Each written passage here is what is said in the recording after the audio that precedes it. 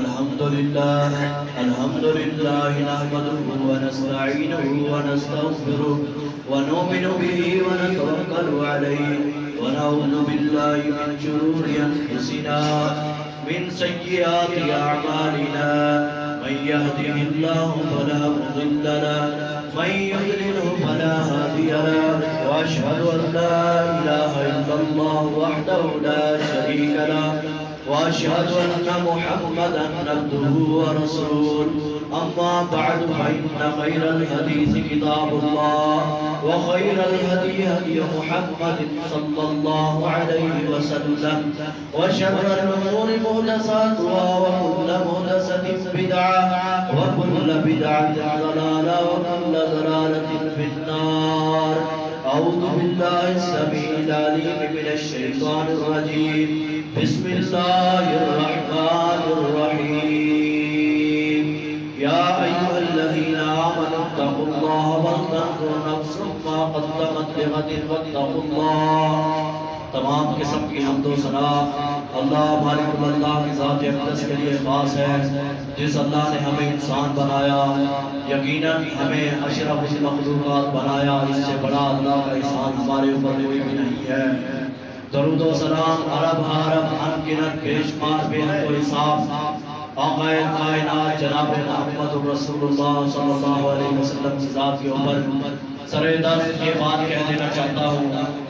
رسول اللہ صلی اللہ علیہ وسلم کے دور کے اندر نماز عید الفطر سب سے پہلے نماز ہوا کرتی تھی. نماز کے بعد خطبے کا سننا یہ بھی نبی علیہ السلام نے فرمایا یہ عید کا رکن ہے. یقیناً خطبے کا سننا اللہ کے نبی صلی اللہ علیہ وسلم نے عید کی نماز پڑھا کر بعد کے اندر خطبہ عید بھی دیا ہے، جس کو تمام صحابہ نے استعمال کیا ہے.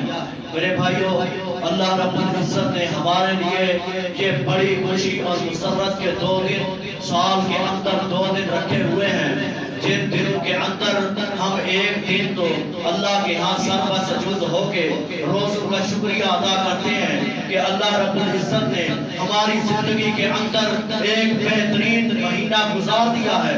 اور دوسری عید جو عید الاضحیٰ ہے، جس عید کے اوپر ہم اللہ کے سامنے اپنے جانوروں کے گلے کے اوپر چھری چلا کر ہم یہ ثابت کرتے ہیں، اللہ کو یہ بتلاتے ہیں اے اللہ آج ہم نے اپنے جانوروں کے اوپر چھری کو چلایا ہے، اگر وقت آئے گا ہم دین کی خاطر ہم اسلام کی خاطر اپنے گردنیں بھی کٹوا دیں گے.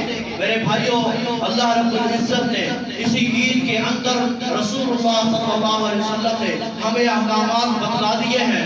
انما العید لمن عاد، عید اسی کی ہے جو برائی کو چھوڑ دے، عید اسی کی ہے جو فحاشی کو چھوڑ دے.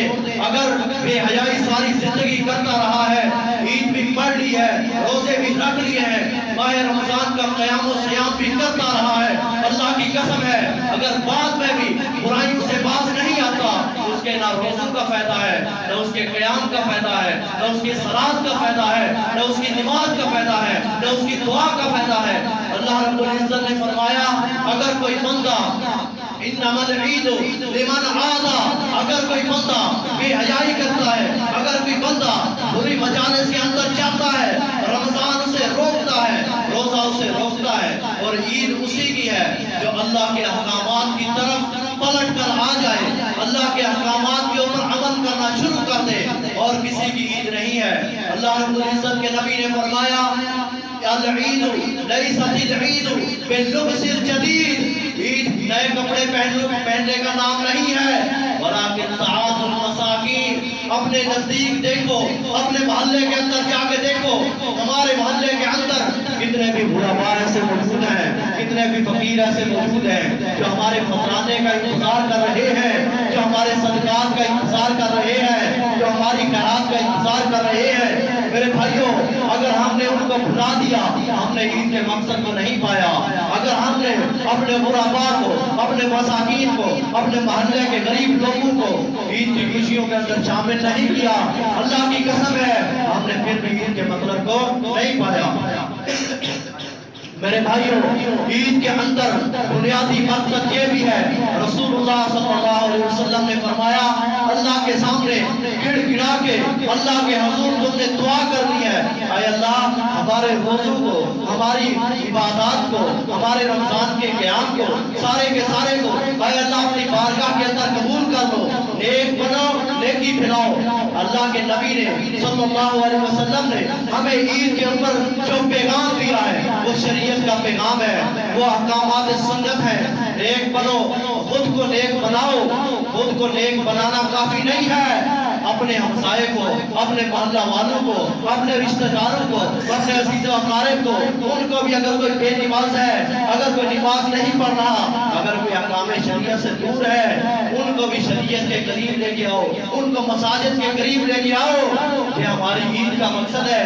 ہم نے آج عید نئے کپڑے پہننے کا نام رکھ لیا ہے کہ ایک دن آیا نئے کپڑوں کو پہنا، ہم نے اس عید کا حقیقی مقصد نہیں سمجھا۔ میرے بھائیوں، نئے کپڑے پہننا یہ عید کی علامت ہے، خوشبو کو لگانا عید کی علامت ہے، اچھے لباس کو پہننا یہ عید کی خوشی کی علامت ہے۔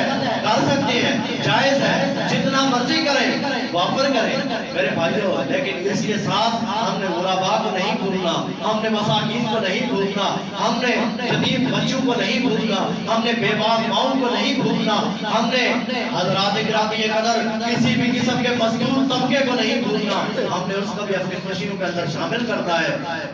ہم یہ تو دیکھ رہے ہیں ہمارے بیٹوں کے تن کے اوپر نیا کپڑا ہے، ہمارے بیٹوں کے جسموں کے اوپر تو نیا کپڑا ہے، کیا ہمارے ہمسائے کے بچوں کے اوپر بھی نیا کپڑا ہے یا نہیں؟ ہمارے اپنے جسموں کے اوپر تو نئے کپڑے ہیں، نئی ٹوپیاں ہیں، نئی باسکٹیں، سارا کچھ موجود ہے۔